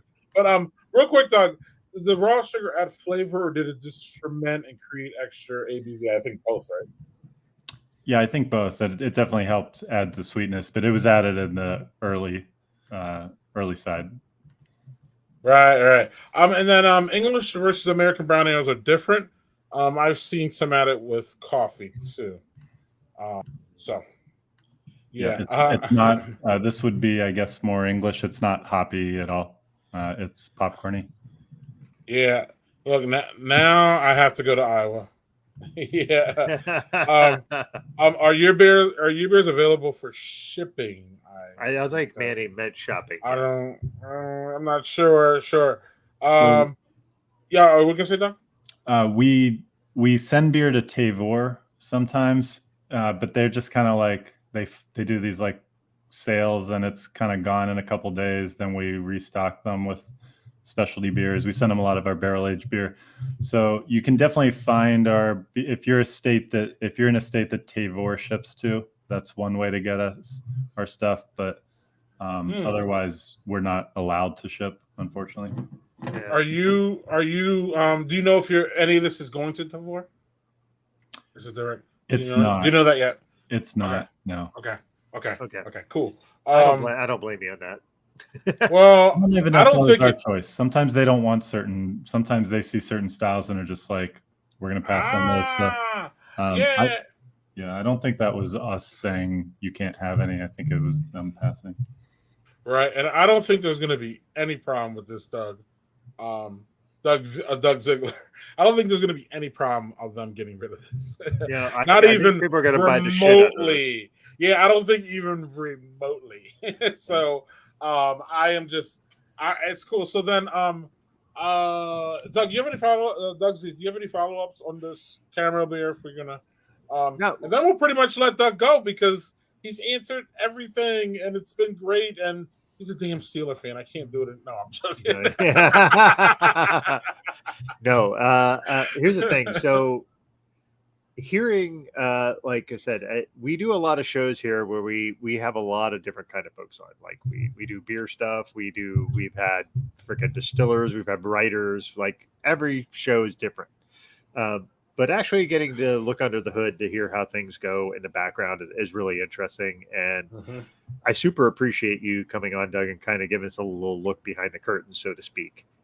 Because we get a lot of folks who are beer drinkers or whatever, and that's great. And we don't belittle that, but having someone who has the experience to talk about how things work a little bit from the back end is really, really great and really important. And like I said, I was kind of like when I reached out to Shalon, I was like, all right, this is kind of a shot in the dark. But like because I watch your TikToks and I really enjoy just your view on things. And when she said, "Yeah, let's talk to Doug," I'm like, "Great." And then she messaged both of us. I was like, "All right, here we go." It's just it's great to have you on the show. We're not a huge show, but all the folks we have listen to us every week, and it's you can see we get a lot of people interacting and asking questions and talking, and this has been great. So I'm going to tell you, the folks that we have who are really the beer nerds in the crowd are really enjoying this. So thank you. Well, no problem. I hope you keep doing this because this was a lot of fun, and I look forward to tuning in the future. And I hope you'll have me back someday. Oh, we'd love to have that. Absolutely. Next time we make a snack, it doesn't have to be the next time we make a snack beer combo. No. This was fortuitous timing for sure. Like it was just like, great. Then all of a sudden, oh wow, this is awesome. Right. But we had multiple people who watch us say, y'all, got to see this guy. You got to have him on. So you were destined, and I believe Doug booked you before the announcement of this beer. So we had really no idea. But obviously, Rev is one of the best brewers in Chicago. I'm not just saying that because you're sitting here. And y'all are great as far as pushing diverse voices. Y'all are great with the diversity of your selection. I love your. Now y'all have multiple places in Chicago, right? Explain that a little bit before we let you go. Can you tell? You have multiple locations, right? Yeah, we started as a brew pub. So we have a restaurant in a neighborhood called Logan Square. That's where we started in 2010. And then by 2012, we opened up a production facility that's just one neighborhood up the street. It's like a 15-minute walk away. It's in a neighborhood called Avondale. That's just like I said, the next neighborhood up. And that's where our production facility is. Then we have this big tap room that's like a German beer hall style, just like big long tables, can fit a lot of people. There's no food there. It's just beer on draft and a lot of space. Like you never have a problem finding a seat there because there's just so much seating. So you go to the brew pub if you're hungry, and you go to the tap room if you want to kind of spread out or get a tour. Yep. Actually, one last question just popped up in my head. Y'all were involved in a little bit of a controversy a couple weeks ago with what was it, Doug? Was it a sign that said that? I missed this controversy kind of entirely. I don't even know how much of a controvery it was, but I'm going to ask Doug about it. About a sign that said that, what was it? We will. You talking about my tweet? No, I'm talking about the. Apparently, it was a sign in one of your brew pubs that said something about. No, let me just explain it. So, you know what I'm talking about. So this was me. It wasn't the company. It was me. I think this is what you're talking about. The spouse. Yeah. So okay. I saw somebody like. I follow some guys that like talk sports cards, and so somebody made a joke. Somebody who owns a video game shop, like a collectible shop, video game sports cards, had a sign, took a photo of a sign that they had on the like glass display case. And it said, if you want us to print a different receipt with a different price for your spouse, let us know and we'll do that for you. So I took that, I retweeted that, and I said, Deepwood fans, would this be helpful if we did this for you? Like joking for people who spend a lot on barrel aged beer. It mentioned nothing about either sex on it. The picture that I retweeted said spouse, and mine said Deepwood fans, and somebody interpreted that as sexist, and then it ended up a lot of beer people, and this all happened on a Saturday when I pay no attention to Twitter, and it happened. It was like Of course, 8 hours. You're smart not to do that, by the way. There was like But 8 of hours. course, yeah. There was like 8 hours of turmoil before I realized it was even happening. But basically somebody tried to cancel me, and then got canceled themselves for making the assumption that I must be talking about men, even though I wasn't. I just said it was spouse and fan, so it was like gender Correct. neutral. And Yeah, they made it about gender by calling me sexist, and then they ended up getting attacked and like deleted their Correct. website. They got so much heat that they like deleted their website or something. And I was like, Correct. I like how that all happened, and you weren't even involved. Right. yeah. So I just wanted you to speak on that a little bit. You know, I mean, obviously did, or if you wanted to expound on that, because I personally think I'm on the side of you, meaning I think that was taken out of context and tried, kind of thrown at you. That's just my opinion. Everybody's entitled to their opinion. That's just mine. So I wanted to give y'all a chance, because I don't think that reflects anything on, y'all at all, actually, to be honest with you. That's where I'm at. So that's my opinion. Doug Z, I don't know if you want to give him, or Doug V, you answer if you have anything more to say. Here's your time. And then Doug Z, if you have a response to it, that's cool. So I don't think Doug V is going to say anything. Doesn't sound like because it. this was hearing it this way makes me. If you're doing gender neutral pronouns and descriptors, hey, women drink craft beer too, and they drink all kinds of shit, and it's not just dudes that drink beer. So I think that was as level-headed as you can get. Between Twitter, Instagram, TikTok, I make like maybe 3 jokes a day. That's just like poking fun at craft beer or making fun of myself or something. And if that's the worst I ever do, I'm gonna be all right. I think. I think so. I didn't lose an ounce of sleep. Now I'm a tired dad, so I don't ever lose sleep. I'm sorry. You go. No, go ahead. I just wanted to respond to this. No, I'm not really being TMZ. I'm just asking a question that clearly at some point a whole bunch of people responded to. If you're not on Beer Twitter, you probably don't understand. But if you're on Beer Twitter, you absolutely understand, because it created a big ruckus. And it's just funny because the people that came to Doug's aid during that, this is what I love about the internet, actually, is that sometimes about the internet. If you get involved in a controversy, a lot of times your fans will rally for you, and you almost don't have to say anything. And I think that's pretty much what happened here, because when I saw the whole thing, I was like, wow. And then I realized too, after that Doug had booked this person. So then I'm like, this question I absolutely have to ask. And it's really more of a, it's kind of a question. I didn't really frame it this way, but it's also a question on how do you deal with, I don't even want to call this person a troll or that kind of troll, but how do you deal with negative pushback on your brand?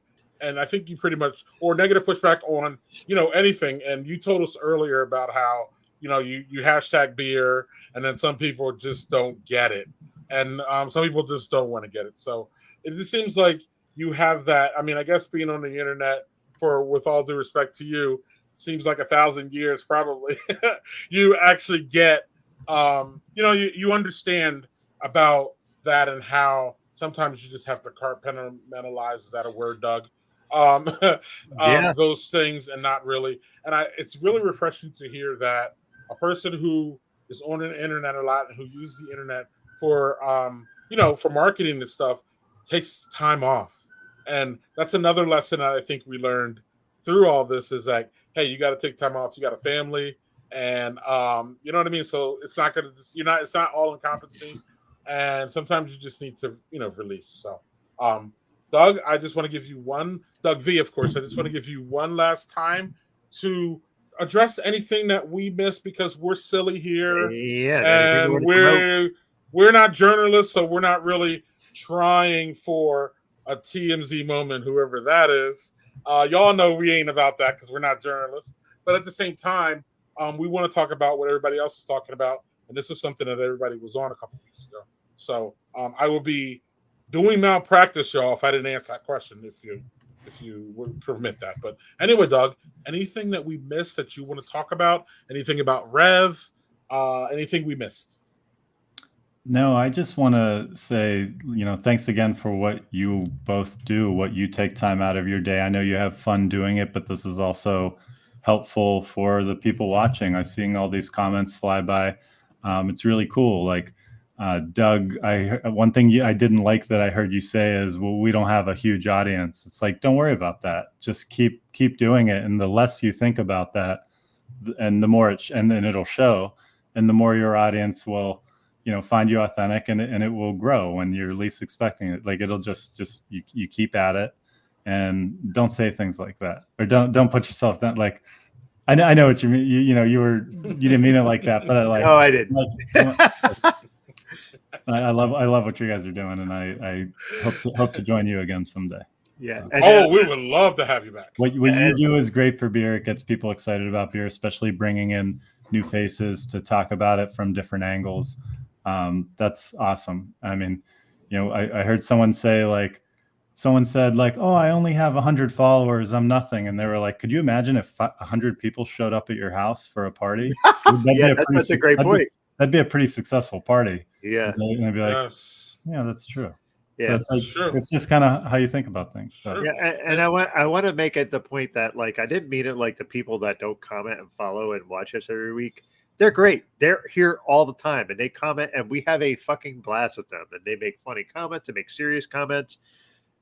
It's great. I just mean it's not a ginormous show, but Greg and I are not really out here to get followers for it. We come in here, we talk, and we hope we have interesting guests, and we do, and we just kind of bullshit about things that are interesting and curiosities and learning, and sometimes really silly stuff. And we go from really serious to really funny, and the funny is all Greg. I'm just here to act like a nincompoop, and we have a great time. So again, thanks for being on. I really appreciate it. No problem, guys. Anytime. Thanks, Doug. Go on, Doug. No, I was just saying, Greg, you go. I know what you were going to say. No, you go. No, I was gonna say the same thing you were gonna say. We do when we stop broadcasting, we bullshit a little bit after, so you're welcome to stay. If you don't, no worries. But we'd love to have you back again, and thanks for doing this. Awesome, no problem. Thanks, guys. And we're gonna be in your email box if you stay or not. Yeah, you bet damn right we are. And right, it's Doug's gonna send that email like 2 seconds after. Maybe not 2 seconds. Thanks, Doug V. Thanks for gracing us with with your presence. It was Take great, care. buddy. Thank you. Cheers. Thank you. Cheers. Awesome. That was amazing. That was as amazing as I thought it was going to be, Doug. I want to thank you for all of this. This is your fault. You did this. And Afro Beard Check comes again. She's just so amazing. Another amazing thing about Afro Beard Check, before we get to wherever we're going to get to, is like she used to do a Twitter space with me on Twitter on Thursdays, and it was awesome. And then she had to quit. Why did she have to quit, Doug? Well, she had a great reason. She had to quit because she's being basically a tutor or an advisor or a sensei. Is that a good word? Yeah. Of young Black girls in STEM. And she's working with young Black girls and bringing them up in STEM and encouraging them. And I'm not sure what the whole program is, but she's working with young Black girls in STEM. And it's just another wonderful thing that she does. She's just a wonderful person. And anybody who like comes at her, man, I'm gonna hurt you. I'm gonna hurt y'all. I'm trying to hurt people. But like if I'm gonna hurt somebody, it's because you come from my girl Afro Beer Chick. She's just amazing person, amazing human. And we need to get her back on here, Doug. I don't know what we're waiting for, but we are booking out this fall. And we got Manny. Manny has confirmed. We have no, look, now the interesting one is gone, so he's out. God damn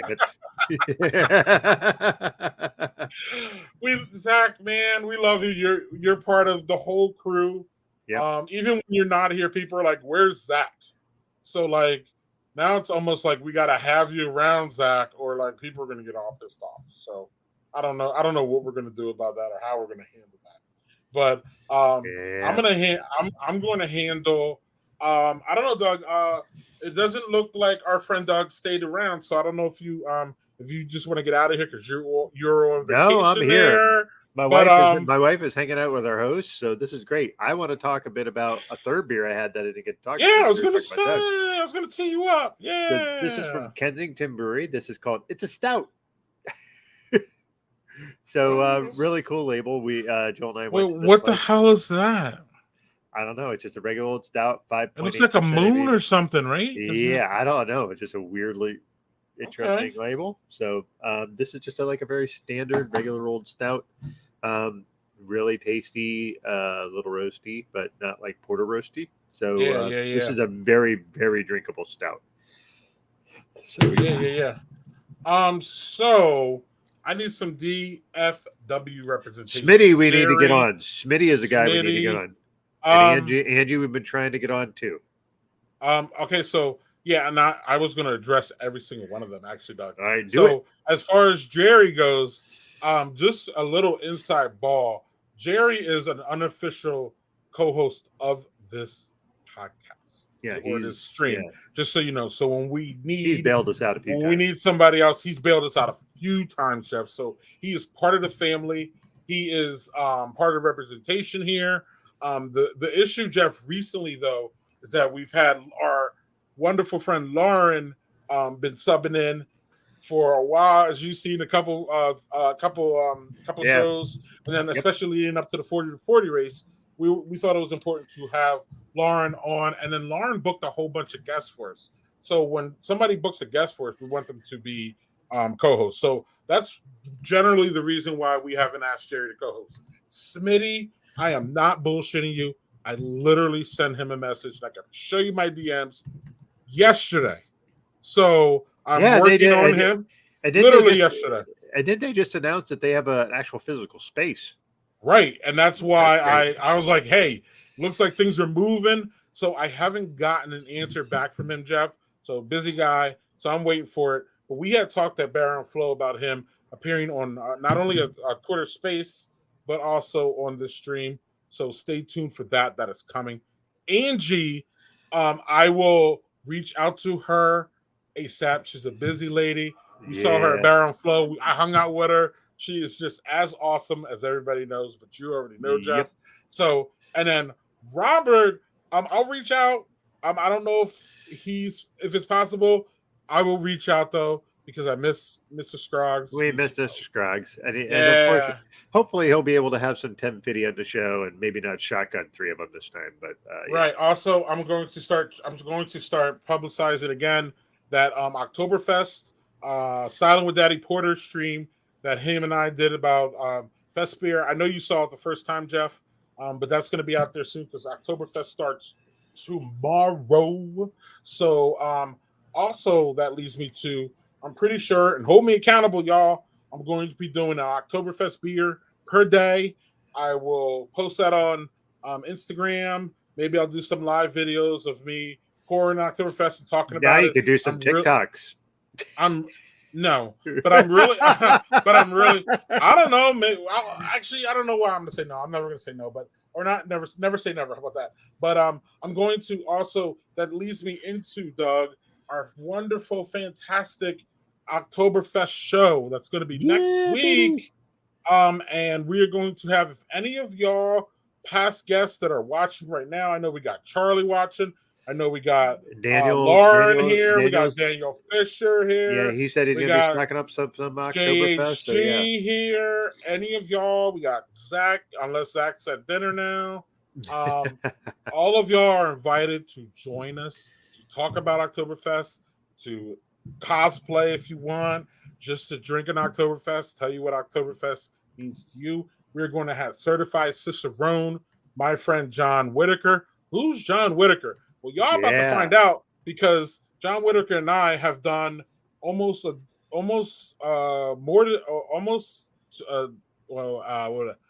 double digit. We have in the bank already styling with Daddy Porters. We talk about I rebooted this whole thing. Robert Scroggs and I did a bunch a couple years ago. I rebooted it because I'm putting more and more effort into learning about the beer styles, and I am trying to be an aspiring cicerone. So this is part of it. But John has he's a certified cicerone. This man knows so much about beer, and y'all are going to see that. I hope to drop those soon. I might drop those during Oktoberfest. I'm not sure when they're going to come out, but I'm pretty sure we have like 9 in a box. And my boys and I got to do some editing on that. And once that happens, we're going to start sending them out. But what the fuck is an Oktoberfest? I don't even know how to answer that. Well, Zach, what's a hot box, motherfucker? Zach and his hot box giving a shit about Oktoberfest. Google is that JC. It's next week. It's September 23rd. Yeah, I would also like to point out that the week after that is a guest that I booked that I am super excited about. Somebody who is a part of Brene Brown's organization. Oh, hold on. I want to stay on Oktoberfest first, and then we'll get to yes. If you don't mind. So real quick though, so y'all again, I ended up getting this box from the Malt House. You did? Yes, I did. It has 17, and then my neighbor, shout out to Bill.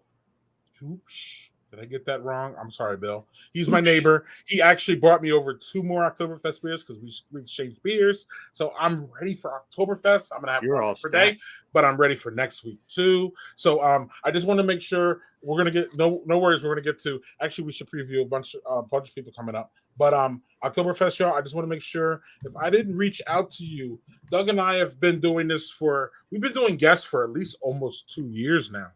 And I want to invite I want to invite all of our past guests. The problem is we have this hodgepodge system. If you've been a guest of us, you know how hodgepodge we get. And we can't, we can, but I would have to directly email or directly message all of them. So I'm going to try to get in some of y'all. I'm going to be sliding in some of y'all DMs because I really want everybody to come and just have a good time. Bring your pretzels, bring your mustard, bring your beer cheese, bring your beer steins, bring your dumb hats, bring your what is it, Doug? What is the thing? Lederhosen. Lederhosen.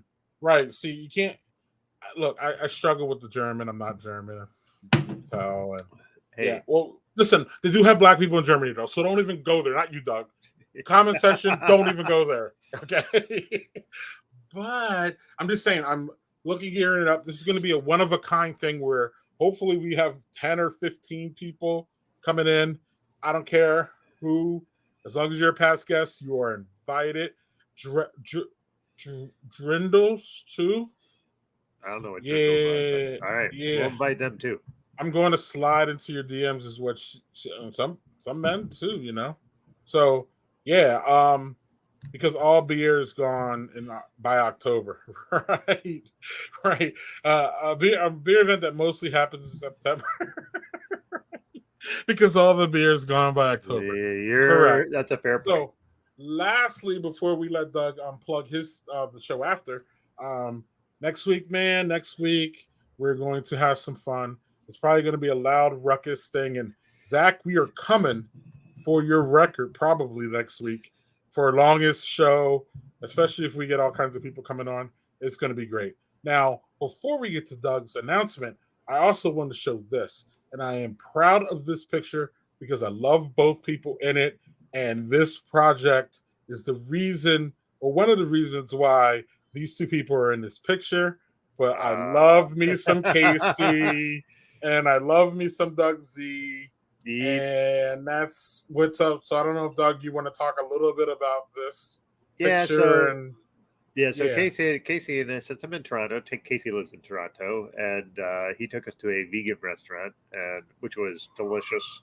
And then we went afterwards to get cheesecake, which was fucking awesome. And I look like I'm in a hostage video there because we walked 8 miles yesterday, and I was exhausted. And I'm an old man, so right. So that was that. We had a great time. Casey, Casey, he's fucking great. He's just amazing, and we love him.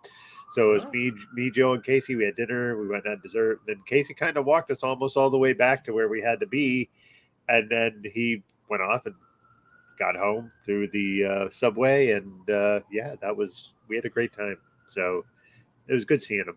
I miss that guy. Oh, I miss both y'all. That's great though. It's great. It's great that we have these connections, Doug. We have connections that we never had pre-pandemic. That I mean, it looks like we might get caramel beer just sent to us, Doug. Yeah, mind blowing. Anyway, that could have never happened without the connections that we made, whether it be Afro Beer Chick, Casey. It's just amazing what this project has brought us. So, what is this project bringing us the week after Oktoberfest, Doug? Yeah, so I'm super interested in this because we have a guest coming on named Karen Walbrand, who is part of the Brene Brown empire. Basically, like runs a thing for Brene Brown, the center. She is a British black woman who is married to a white guy, and they live in Texas. It's a thing. So like her Twitter feed is fucking great. Her Twitter feed is Chocolunks.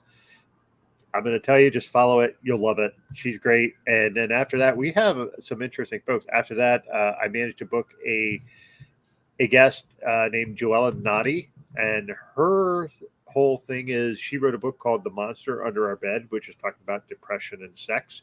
So she is a sex therapist but talking about depression in relation to sex, which is something nobody really talks about. I've been trying to book her for about 8 months. And finally was able to get her to be on the show on that. And another one we have Manny coming up on the 21st.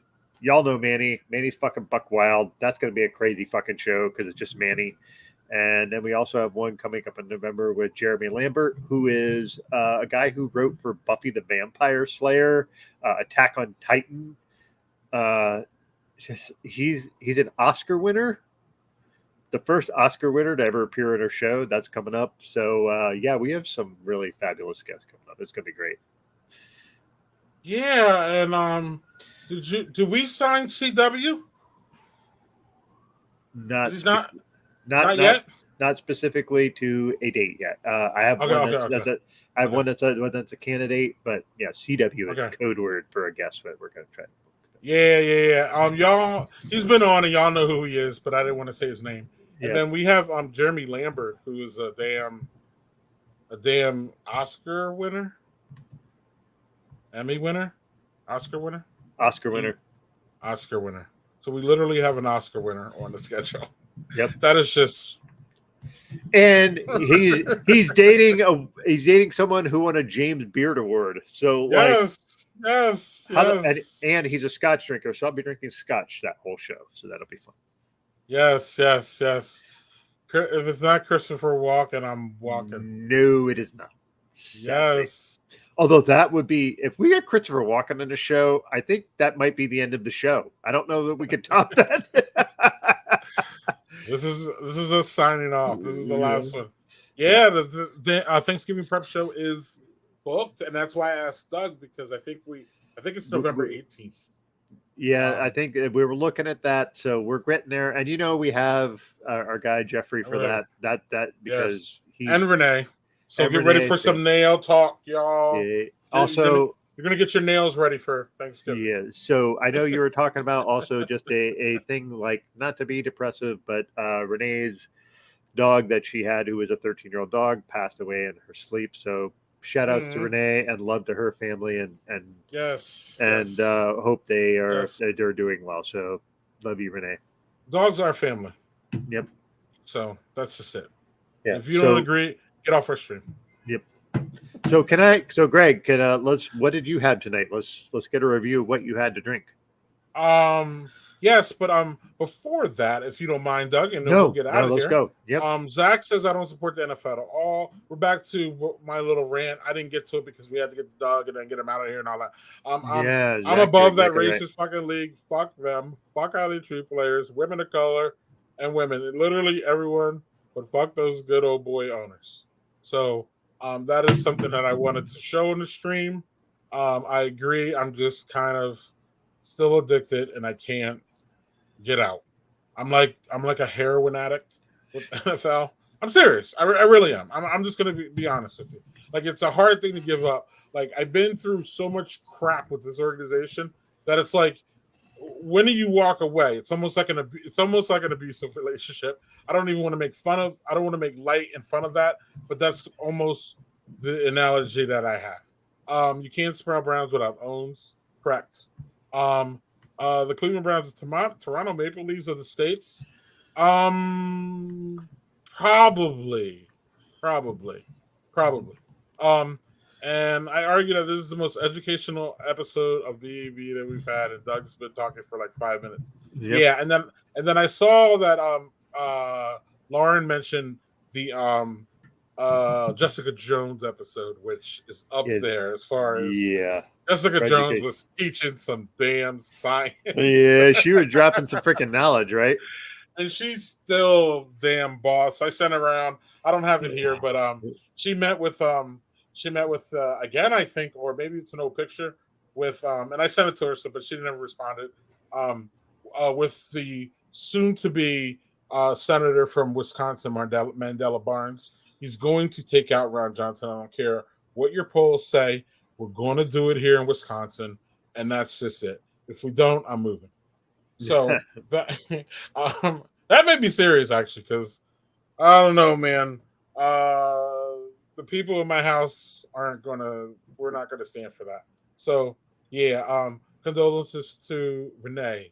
Yes, we love Renee. While the Chiefs aren't angels, they have shown a backbone when dealing with social issues on the team. I hope that's true. They kept Tyreek Hill for multiple years, and that guy punched his girlfriend in the stomach when she was pregnant. So maybe not so much of that. But they ended up getting rid of him. But also only like 5 or 6 years later. But yes. But also that shit with also the shit with Andy Reid's son is just awful. And I don't know how much the team could do for that or with that, but it's just awful. It's just terrible. Agreed. Like it's just really, really fucking shitty.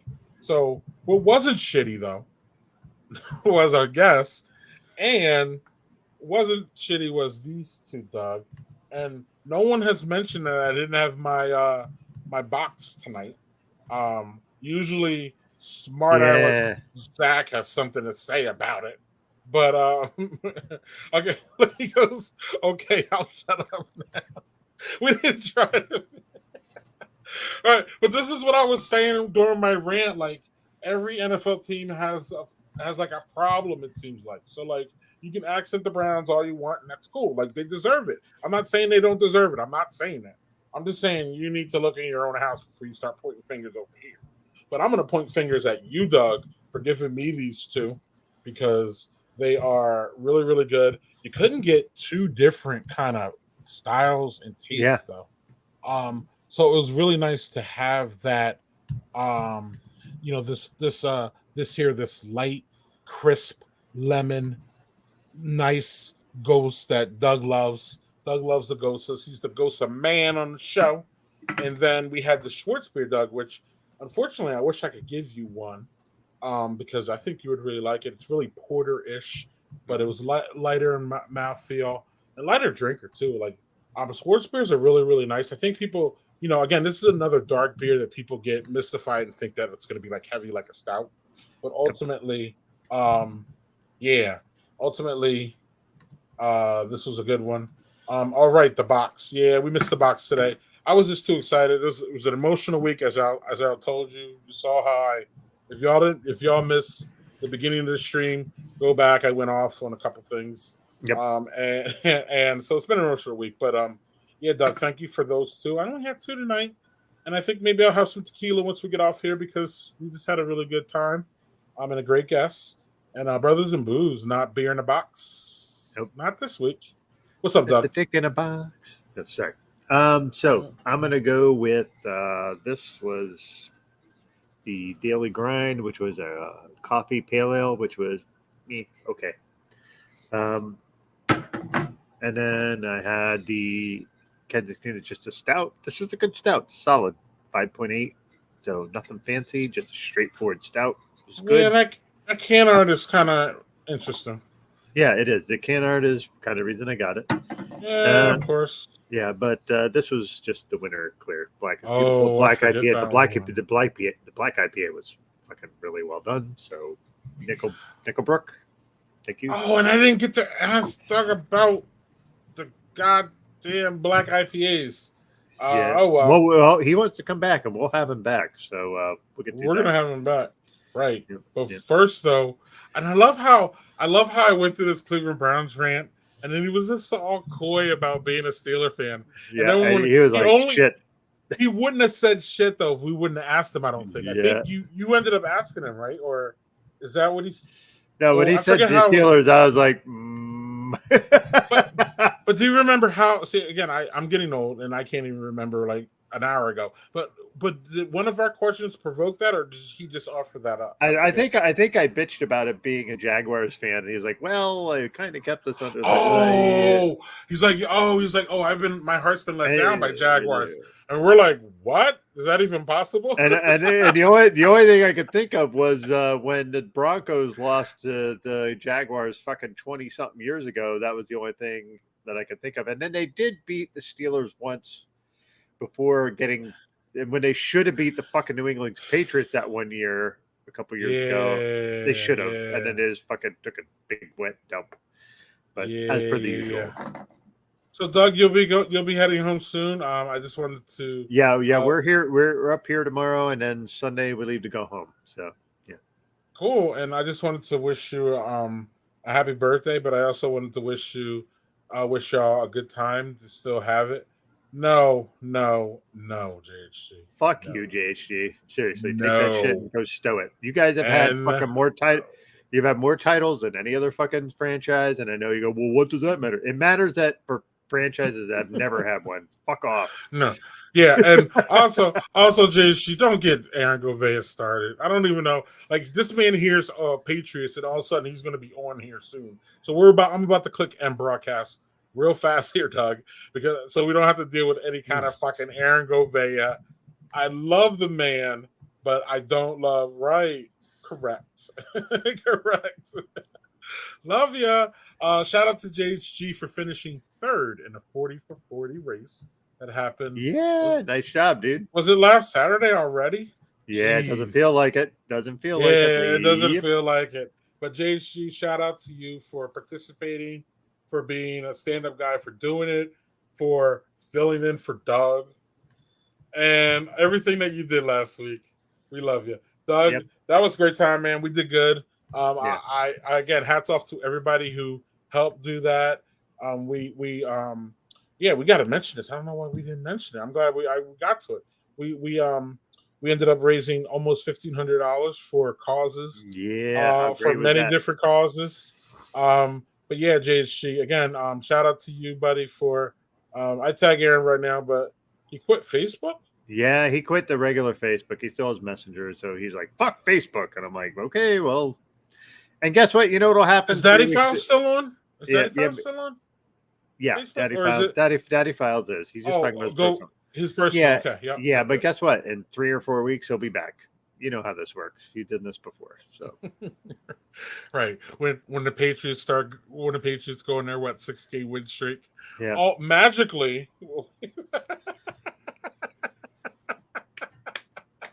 All right, Doug. You know that shit's coming too, and that's gonna make me mad. So fucking A. All right, Doug. Right. But you'll be right there giving them shit. So that's the beauty of y'all's relationship, and it's one thing I really love. So, All right, Doug. We'll see you next week. Oktoberfest starts tomorrow, y'all. So get your Oktoberfest. It's time. Get them ready. Have one per day, like I'm going to do. Enjoy it. Enjoy your fresh beers. Enjoy your Oktoberfest beers. Just enjoy this time, man. It's crisp fall season. We're transitioning to that crackling fire side chat stout season. If y'all love the pumpkin spice, get your pumpkin spice out.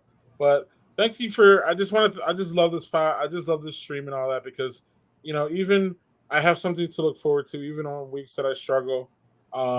Yeah. Again, I suggest Google. Yeah. But it's Zach, enjoy that shit. Yep. Thank you, Daniel. Thank you for your support, man. You're here every week. You're just dope. Everything you do is dope, buddy. We love you. Shout out, big shout out. And JHG, love you, buddy. Good stuff. We will see y'all next week for Oktoberfest. Same bat time, same bat channel. And I'm gonna hit the thank you promo. Love you, folks. Take care of yourselves.